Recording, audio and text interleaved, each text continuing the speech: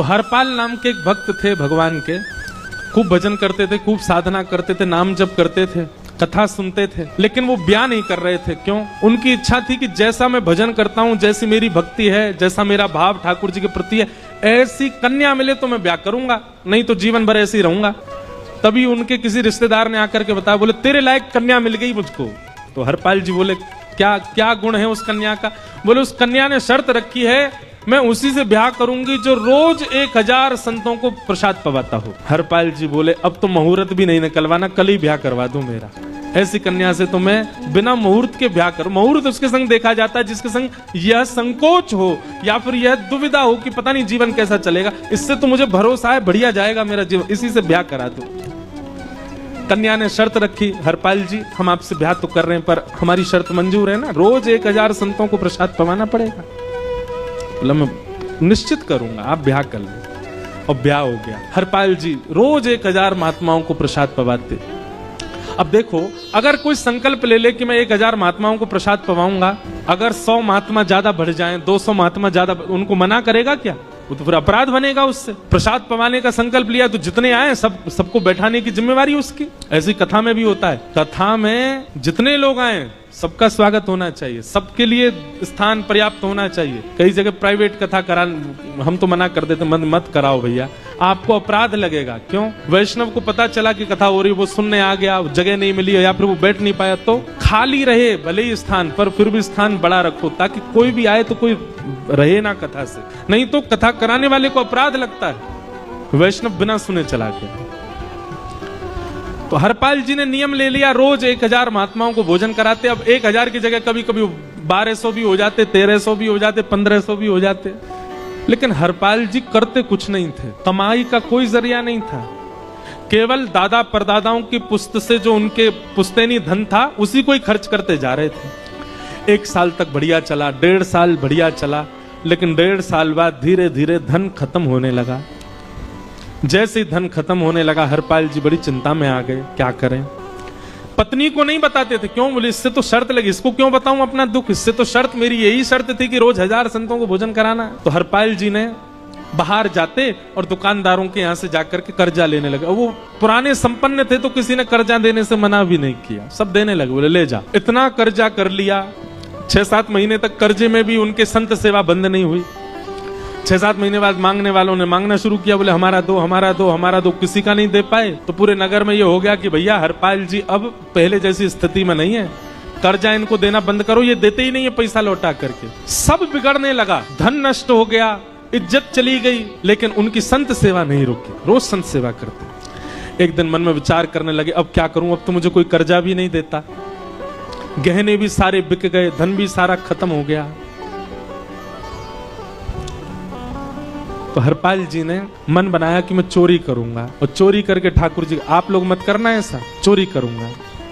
हरपाल जी चोरी करने जाने लगे, लेकिन हरपाल जी का नियम था कि वो किसी के धन की चोरी नहीं करते थे। संपन्न लोगों के घर में जाते थे और उनकी रसोई घर की सामग्री चुरा लाते थे, चीनी, दाल, आटा, चावल, मूंग, नमक, मिर्च, ताकि भंडारा हो जाए सवेरे। इस प्रकार महाराज चोरी होने लगी। एक घर की हुई, 2 घर, अब तो हल्ला होने लगा। बोले कि घरों की सामान, राशन चोरी हो जाता है। वो बड़ा विचित्र चोर है, धन नहीं चुराता है, राशन चुरा के भागता है। ऐसी चोरी होने लगी महाराज। अब तो लोगों ने अपने अपने घरों में पहरेदारी शुरू कर दी कि चोरी ना हो। तो हरपाल जी को और दिक्कत होने लगी, क्या करें, कैसे करें। धीरे धीरे हरपाल जी इस स्थिति में आ गए कि अब संपन्न लोगों के यहाँ उन लोगों को ढूंढते जो ना कभी संत सेवा करते ना वैष्णव सेवा करते, और उन लोगों के यहाँ जाकर के थोड़ा बहुत धन चुरा लेते, स्वर्ण चुरा लेते। करना कुछ नहीं, अपना घर नहीं बनाते थे, बसाते तो संत सेवा करते थे। ठाकुर जी रीझ गए हरपाल से। ठाकुर जी बोले देखो ये सब चोरी कर करके और मेरे संतों को पवा रहा है। ठाकुर जी बोले इस पर अनुग्रह करने जाना।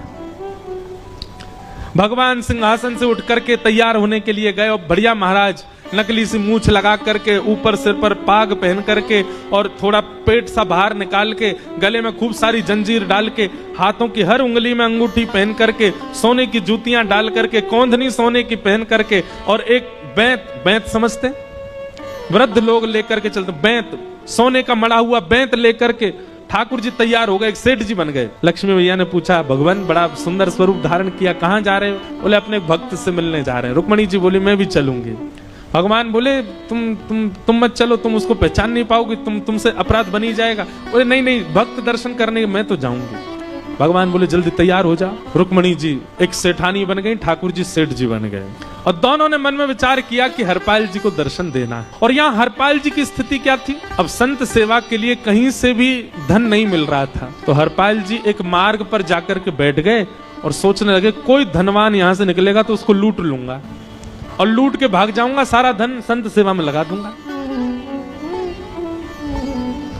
तभी उस मार्ग पर कोई और तो आया नहीं, ठाकुर जी सेठ बन करके आ गए। और महाराज खूब सारे गहने पहन करके, पाग बढ़िया सोने की जड़ाऊ पाग पहन करके, ऐसे वस्त्र पहन करके और छम छम करते चलते आ रहे हैं। उन गहने ही बज रहे हैं ठाकुर जी के। हरपाल जी ने जैसे ही नेत्र खोल करके देखा, ठाकुर जी के रूप यौवन और सबरी उनके श्रृंगार को देख करके हरपाल जी बोले ये तो एक आध साल के भंडारे की व्यवस्था आ रही है सामने से। इतने में ही सेठानी जी रुक्मणी जी भी आई, उनको ओहो ये तो कम से कम 5-10 साल की व्यवस्था आ रही है। अगर ये दोनों लूट लिए जाएं तो 10 साल चोरी नहीं करनी पड़ेगी। देखो कितना धन संपन्न। हरपाल जी के बगल में जैसे ही ठाकुर जी पहुंचे, हरपाल जी बोले भैया जय श्री कृष्ण प्रणाम। ठाकुर जी तो नाराज हो गए, क्या भगवान का नाम बोलता है सुबह सुबह? तुम सब लोग बड़े पाखंडी हो, ढोंगी हो, और हमने सुना इस गांव में एक रहता है वो चोरी डकैती करता है और फिर कहते हैं संत सेवा करता है। ऐसी काय बात की चोरी? भैया करता तो चोरी है, भले उससे भली संत सेवा करता हो। नाम उसका हरपाल है, हम सब जानते हैं। भगवान का नाम मत लो हमारे सामने। हरपाल जी समझ गए वो तो बिल्कुल भगवत विमुख है, इसकी तो एक अंगूठी भी नहीं छोड़नी मुझको, इसका तो सब लेके जाऊंगा। अगर ये बदले में जय श्री कृष्णा बोलता तो एक आध गहना छोड़ देता है इसका में, पर ये तो इतना बिकर रहा है भगवान का नाम सुन के, इसका कुछ नहीं छोड़ूंगा, सब ले जाऊंगा। हरपाल जी बोले हाँ भैया एक रहता तो है डकैत इस गांव में, और उसका कोई पता नहीं हो कभी भी आ जाता है, लेकिन एक मार्ग जंगल में होकर के है, उसमें गांव में नहीं जाना पड़ता। जंगल से गुप्त चुप निकल करके पूरे गांव पार हो जाएंगे, आप शहर पहुंच जाओगे। उसका रास्ता मुझे ही पता है। सेठ जी बोले तो तुम हमको पार करवा दो। हरपाल जी बोले मैं पार तो करवा दूंगा, लेकिन भगवान मेरे घर कुछ मेहमान आए हैं, उनके भोजन आदि की व्यवस्था के लिए मैं तो बाजार आया था, मेरे पे धन नहीं है। आप यदि मुझको कुछ दे देंगे तो मैं घर पर व्यवस्था करके आऊंगा, तुरंत आपको लेकर के गांव पार करवा दूंगा। ठाकुर जी ने उसको कुछ सोने की मोहर दे दी, बोले लो तुम अपने घर की व्यवस्था कर आओ। हरपाल जी ने सामग्री खरीदी, घर पर पहले व्यवस्था करके आए। बोले आज की व्यवस्था हो जाए, क्योंकि आज तो 10 साल का सब चोरी करना, समय लगेगा। पत्नी से कहा भोजन प्रसादी बनाओ, संतों को पवाओ। संत पूछेंगे मैं कहाँ है तो कहना कि आप लोगों की 10 साल की व्यवस्था करने गए आज। हरपाल जी लौट करके आए और सेठ जी से कहा आइए आइए चल दीजिए मेरे साथ और हमारे संगी चलना बिल्कुल। ठाकुर जी रुक्मणी जी चलने लगे। जैसे ही विहंगम जंगल में पहुंचे, भयंकर भयावह जंगल, बीच जंगल में जैसे ही पहुंचे, हरपाल ने पीछे मुड़ करके देखा, दोनों चले आ रहे हैं। तुरंत महाराज वो तो अपने रूप में आ गया, शेर की तरह गर्जना करने लगा, अपनी लाठी धर दी सामने और अपने सिर का स्वाफा निकाल करके सामने बिछा दिया। भगवान जो सेठ जी के रूप में आया, भगवान बोले भैया ये क्या कर रहे हो? बोले मैं ही हरपाल हूं। सारे सामग्री निकालो, डाल दो यहाँ पे, एक चीज भी मत छोड़ना, नहीं तो तुम जानते नहीं हो तुम्हारा क्या करूंगा। ठाकुर जी तो थर थर कांपने लगे। रुक्मणी जी बोली देखो कैसा नाटक कर रहे हैं। रावण के आगे नहीं डरे थे, कुंभकर्ण के आगे नहीं डरे, हिरण्यकश्यप के आगे नहीं डरे, और वो हरपाल के आगे ऐसे कांप रहे हैं। भगवान तो मन की सब समझ जाते हैं, कौन ही मार रहे हैं, वो तुम भी कांपो क्यों? बोले भक्त है भैया, ये हमारो भक्त है। अनुब्रजम में हम नित्यम पूये ये तन्य रेणु भी, इसने हमारे लिए सब गवा दिया, हमारे वैष्णव संतों के लिए सब लुटा दिया, इसके आगे भयभीत होने में कोई लज्जा नहीं। लक्ष्मी नारायण दोनों कांप रहे हैं और हरपाल कह रहा सब निकालो। सेठानी जी कान के कुंडल उतारो। कान कुंडल उतार दिए, नाक की नथनी उतार दी, सब उतार के धर दिए, हाथों के सब कड़ूला आदि भी धर दिए। भगवान ने भी अपने सब उतार। बोले बैत कहाँ लेके जा रहे, उसको भी धर दो। बोले अरे भैया बुढ़ापे की लाठी, हम गिर जाएंगे। बोले कुछ नहीं गिरोगे, धर दो इसको। जीवन में कभी रामना जय श्री कृष्ण बोलने पे चिल्ला रहे थे मुझ पे, रखो इसको यहाँ। सारा धर दिया। बोले बहुत बढ़िया हो गया, अब 10 साल की व्यवस्था हो गई। इतने में भगवान की कनिष्ठ उंगली में एक अंगूठी थी। हरपाल बोला ये कहाँ बचा के ले जा रहे हो, उसको दो। बोले अरे भैया ये तो बहुत बचपन की हमारी अंगूठी है और ये आज तक हमारी निकली ही नहीं है और ये निकल ही नहीं पाएगी, इसको बाहर हम निकाल ही नहीं सकते, इसको तो रहने दो हमारे पास। बोले तुम क्या जानो, इस अंगूठी से कम 1 हफ्ता संत भोजन होगा और तुम पे तो दया करनी नहीं है। चिल्लाए थे मुझ पे जय श्री कृष्ण बोलने पर, निकालो इसको। भगवान खूब प्रयास करें, वो नहीं करे तो हरपाल जी ने उंगली पकड़ी, बोले इसको काट देता हूं मैं, तुम्हारे पास उंगली रहने का कोई काम नहीं है, तुम उंगली से करते ही क्या हो। और महाराज जैसे ही उंगली पकड़ करके काटने का मन किया, वो काटने ही वाले थे, इतने में ही द्वारिकाधीश भगवान शंख चक्र गदा पद्म धारण करके प्रकट हो गए सामने।